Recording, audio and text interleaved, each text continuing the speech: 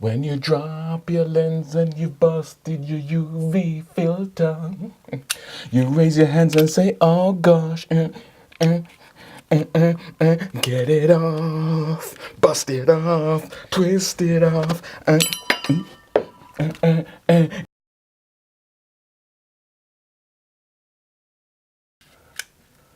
Bust it off, twist it off, get it off. Yeah, it won't go back on now, obviously. If you look at that, this is what happened. This week, I was doing some filming. No, I wasn't doing film. What was I doing?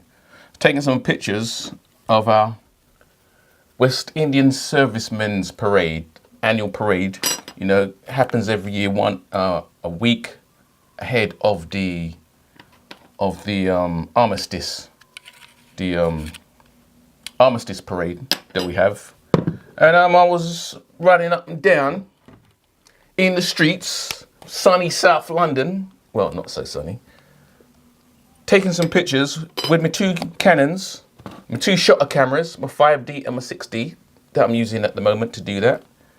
And yeah, I had my 135 in my bag.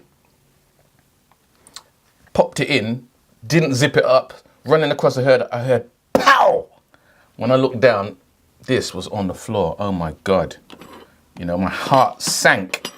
But you know, when you're in the middle of an event and everyone's watching and you're trying to deliver, you just got to keep going. So I picked it up and I noticed that the front was smashed.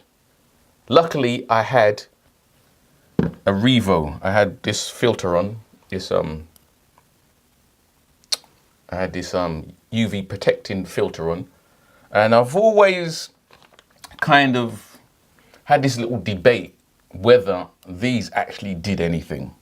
Yeah, so a lot of my lenses, or some of them haven't got it on, but these L's, I decided to put them on. In fact, I was in the shop where I got them.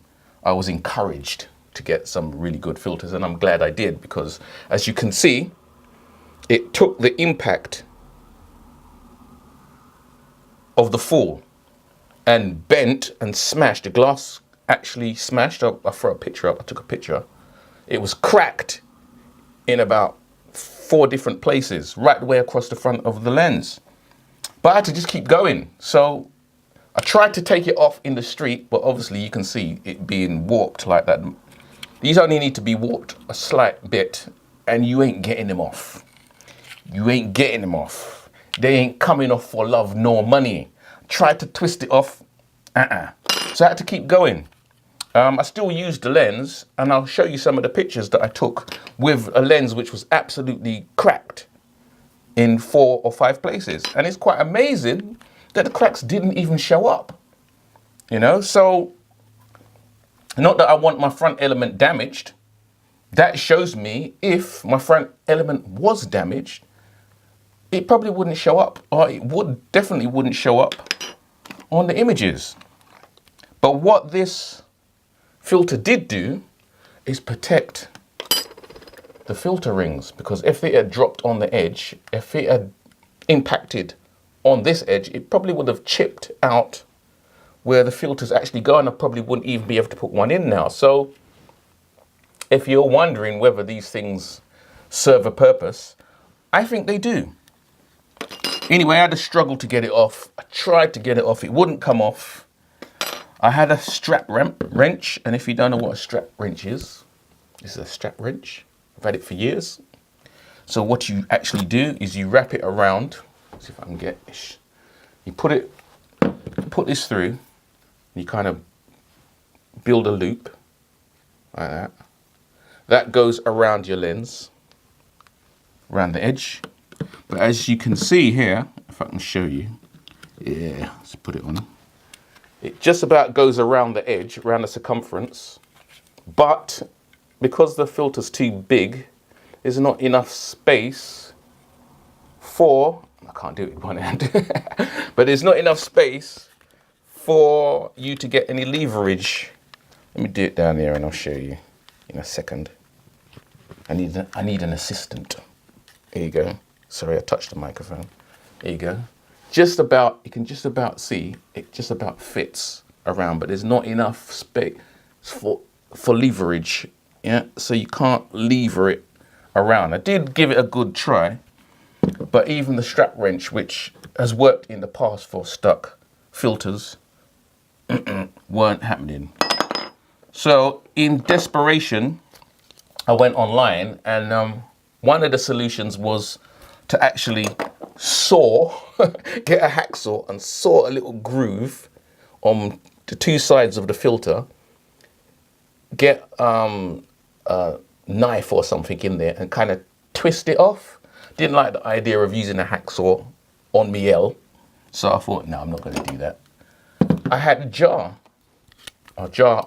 opener. This is what you use when you've got jars and the lid's stuck.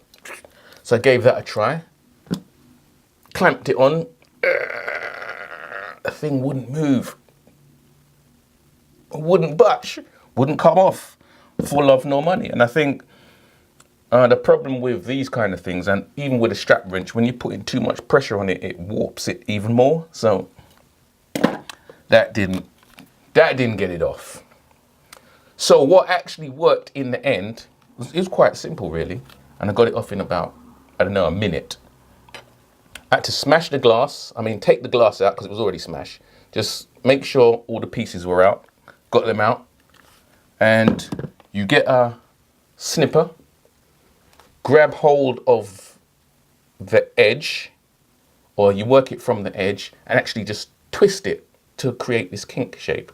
And once it twists, then it can easily just pull out, and it just came out in space of a minute. So if you ever have a stuck filter, as a last resort, the pliers things, it works. You just got to twist it off and kind of pull it out. It comes out really easily. No sawing, no stress, no,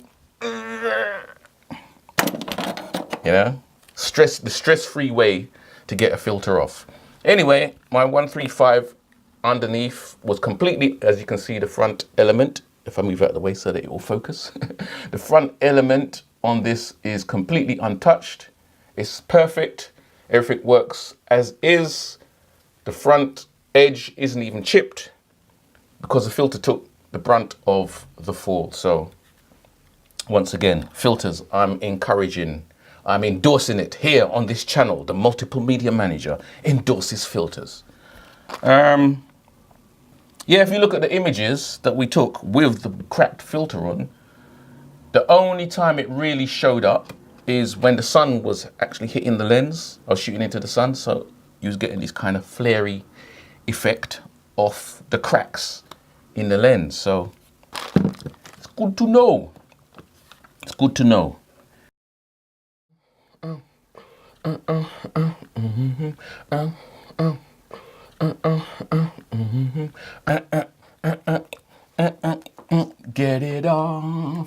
Get it off, smash it off. Get it off, smash it off, break it off. Because you know it's the 70s, right? We're in the 70s. Break it off, smash it off, tear it off.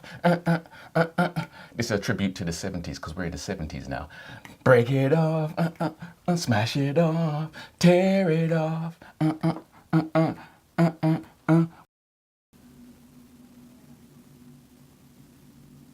You always see me looking out this window, but you never see what I'm looking at.